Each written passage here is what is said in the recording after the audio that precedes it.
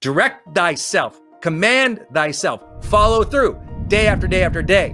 When you have congruence, that develops a sense of trust and respect in yourself. Being of service to other people will give you a sense of worth that you never imagined. You need a vision again. You need something to align yourself, to pick yourself up for, to aim for, to stretch into. When we think about worth, if it's like not there for people, most people, in terms of categories, would say, well, worth is a sense of like self-esteem. I like myself, right? I care for myself. A sense of self-value externally.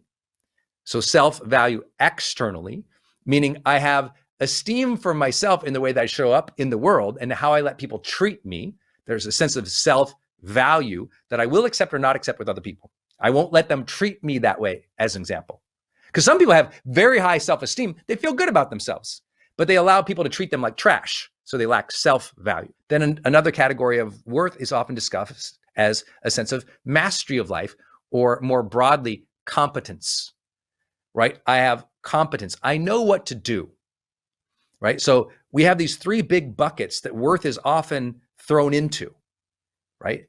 If we go beyond those buckets, that would be the world of faith that just says, everybody is worthy. We were born worthy of whatever we design, whatever we decide, whatever he intends us for. So if you think about it as maybe, if you want to separate those into four buckets, there's the bucket of how do I feel about myself? There's the bucket of how do I value myself out in the marketplace? How do I allow people to treat me? Then there's the capabilities that I have. Do I believe in myself? Do I have self-belief because I've done it or learned it? Competency. And there's that universal, that divine, that sense that we are automatically worthy. Okay, if all those buckets are different definitions or different angles people have approached worthiness with, I always say, okay, those are nice definitions. Those are nice buckets. I'm a coach. Tell me what to do. Okay, what's one surefire way to improve all of those things? You're going to engage the present and live into a certain alignment in the future. How are you going to do that specifically? How do you actually change that mindset over a period of time? The first way, self-talk. You tell yourself. Don't just know thyself. A lot of people know thyself, but they do nothing. Command thyself. Direct thyself. Each day, I say to myself, I'm going to direct myself today to live with intention and take the next right action of integrity. I'm going to live with intention, take the next right action of integrity. So one aspect is commanding myself. That's self-talk. The second is follow through on the self-talk. Okay, I really do need to write out my intentions today, write out my goals today, do the things I said that I would do today that align with my integrity today. Okay, all right, I said I was going to do it. I did it. I built what is called congruence. And when you have congruence to show up the way that you know that you should and do what you said you were going to do, that develops a sense of trust and respect in yourself. The more you develop that sense of trust and respect in yourself, because you are directing yourself, you're commanding yourself, and you're following through over and over and over and over again, then guess what? Then the sense of worth, it just happens. You don't even think about it. I haven't thought about my sense of self-worth in decades. It's just there. It's just there because I do those things, right? Because I feel and sense those things. Because I think, therefore, that I am, but I follow through. So therefore, I am competent. And so being competent in the day starts with being conscientious about directing thyself during the day. Okay, that's today. Then as I look out, and this is important, a lot of people lost their worth because they lost their vision. Because even if I show up every day and I'm a good human every day, but I've disconnected from the future, I'm not working to become more happy, more healthy, more caring, more stable, more action-oriented, more for my kids, more for my family, more for my team, more for the world. Not because I'm deficient now. It has nothing to do with efficiency, deficiency, or capability. It just has to do with a very simple thing called potential. And that we have so much more potential than we have. And if you can accept that, you go, oh, yeah, then that means I can become more. There's more potential for me. And you know what? I'm going to stretch then. I'm going to set some goals that are beyond where I am. Even if I land out a little lower, at least I aimed a little higher. Because most people, they have no connection to the future. And if they do have a connection to the future, their future is so small or so set in the actual past that they can't see the future. They forget. They get disconnected. And now it's just such a struggle. You know, it's like every day, why try? Because I've been so great, Brendon, every single day, but you know, I don't know what I want. You know what you want? I'll tell you what you want. You want bigger goals. There it is. It's like you need a vision again. You need something to align yourself for, to pick yourself up for, to aim for, to stretch into. And it doesn't have to be one thing. It can be different categories of your life. It can be your sense of health. It can be your family. It can be your career. It's okay. Keep them in different buckets or categories. I don't care. But your job is to align yourself more and more towards those. And as you align yourself towards the best in each of those categories, not being perfect, but actually making good faith efforts to align and build into your ideal future. If you sense, please listen, if you sense you are building into your ideal future, the worth just shows up. You don't have to, theorize or therapeuticize. I don't know if that's a word. You don't have to do that. It's just there. It's just there. It's there because the self-talk and the actions in the moment and the conscientious future building that you are doing, it will just start to happen. It will just start to happen. Just like happiness just starts to happen more in your life. Just like, you know what, when you're trying to train and you're trying to get better in your health and you're running or you're jogging and it feels terrible day after day after day, but you're making yourself run, all of a sudden endurance just starts to improve. You don't have to think about it. It just starts happening. Worth can just start happening if we live right with integrity and direction and conscientiousness in the moment now and in the future. Direct thyself, command thyself, follow through day after day after day. Be working towards something, building towards something, get momentum, align more decisions, align more people, align more resources toward that ideal future, and you will feel very, very different. That is the mindset of owning, being responsible, owning your worth in a way that you are proud of. Not my definition, not a psychologist's definition, not your therapist's definition, not your friend or your sister or your brothers, not anybody else on the block. Your home, your value of it, your care for it, your understanding of who you are, and that is a person of high agency, a person dedicated to character development, to becoming more.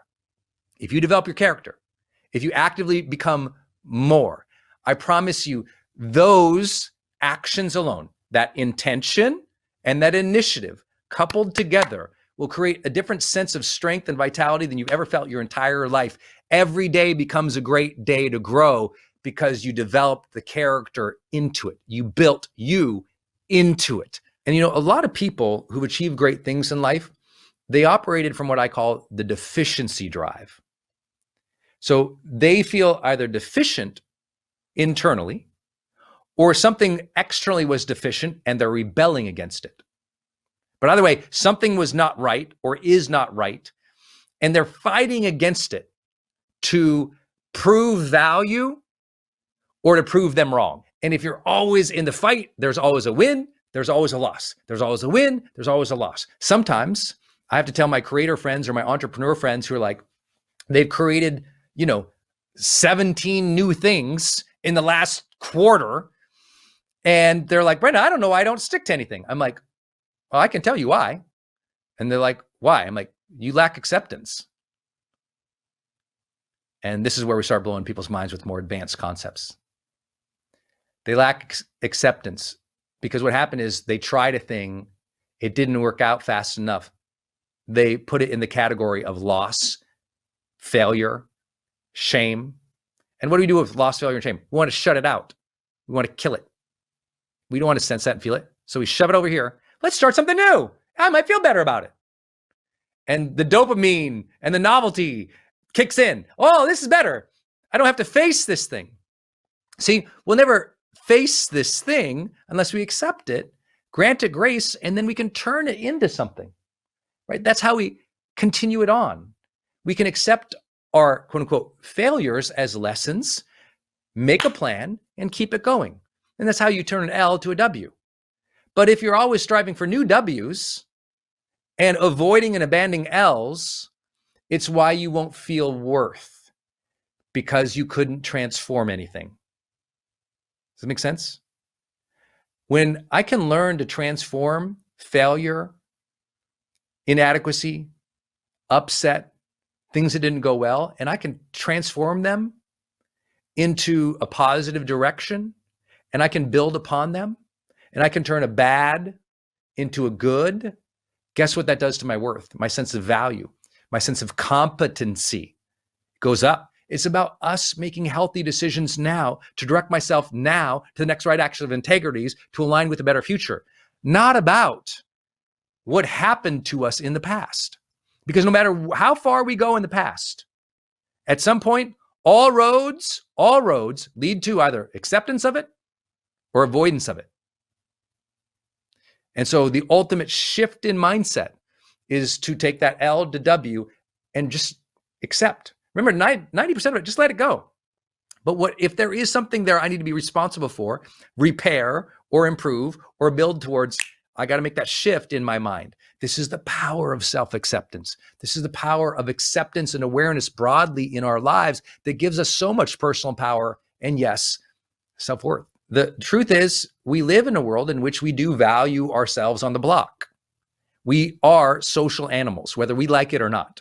There is status games. There are challenges and obstacles on our path to manifest our own dreams and desires. We got to deal with people.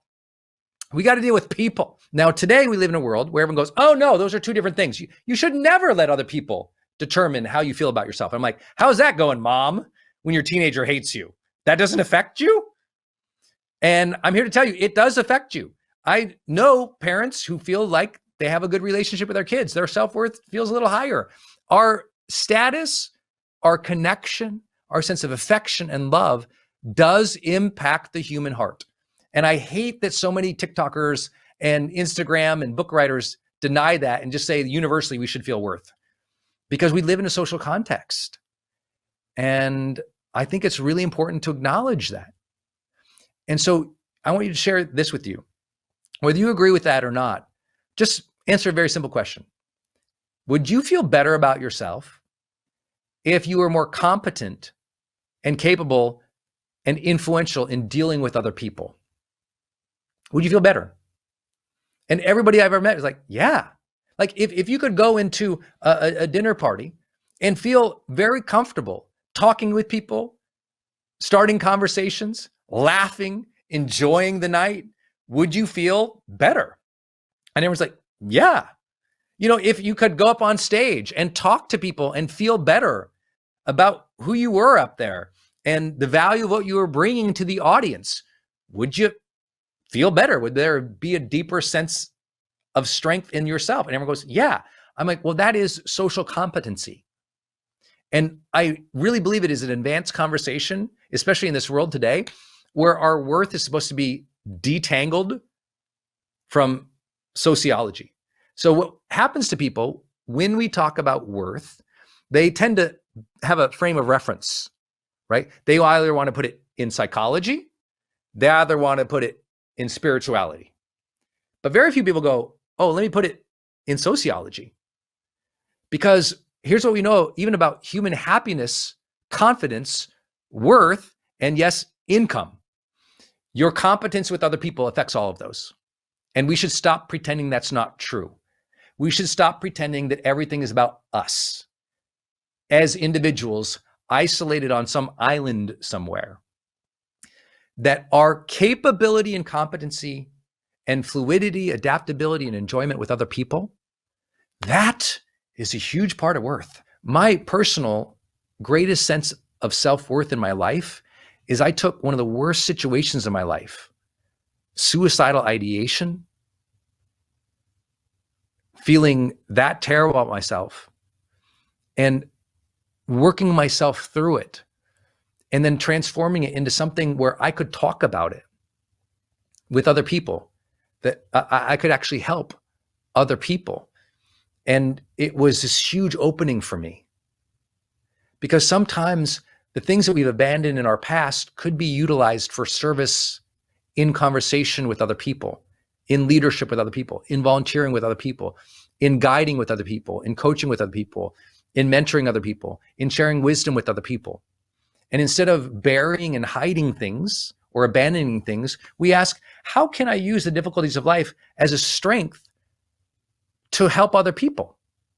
And then a whole new level of social competence comes from that exchange and the capabilities needed to do that. Being of service to other people will give you a sense of worth that you never imagined. And we cannot just hype it up into some type of self-esteem. We can't hype it up into just taking agency of the day. We can't like bury it under the idea that just universally we're all granted something. It is that we are asked of something. That if you want worth to grow in your life, be of service to other people. And I can tell you, having taught for so long, a lot of people hate when I say that. Because remember, people bucket worthiness in different areas. So the people who bucket into a universality of spirituality or universality of the divinity, I believe that should be true. I believe we're all worthy of divine love and redemption. Something I believe in my own personal faith and religion. I actually believe that. But it doesn't mean that we also don't have to earn something internally in our psychology or add value externally with other people. And when we can accept that all those things are true, not one or the other, not categorically, but they're all true. And so we can do our best in each category or under each definition, then it just compounds into a feeling that I cannot possibly describe to you that has been an unfair advantage in my life. I can walk into any room, anywhere in the world, under any circumstances, and I feel stable. I feel secure. I feel worthy to be there. I feel like I can help. Even if I don't know the answer, I can start a conversation. Even if I don't know the resolution, I can ask the question. Even if I'm not the competent person in the room, I can be the empathetic person needed at just the right time. And that is developed because I decided to be a social person, to build the capabilities of communication to help people. Hey, my friends, it's Brendon Burchard, and I'm excited to welcome you to the brand new Growth Day. We are happy to roll out 3 brand new features that will help you on your personal development journey. First, our brand new growth streaks and rewards. Every day you come into Growth Day, and we will give you that daily inspirational life strategies so you can listen to an audio, but then create your journal, your checklist, and your habit tracking to truly experience an extraordinary quality of life. We will also roll out to you the world's best AI life coach. This AI life coach has been trained on almost 20 million words of my deep dive training in high performance, motivation, and psychology. And third, all access pass to the world's greatest personal development teachers, coaches, and trainers. These are the world's best, highest paid keynote speakers, coaches, and teachers who can really take your life to a deeper level, because we have over 400 classes, over 40 deep dive courses, and those are available to you right now, all in Growth Day. Lasting change begins with a daily personal growth practice, and that is why you should be using Growth Day. I can't wait for you to use it and to level up your life and become more. Go get your growth streak and Growth Day right now.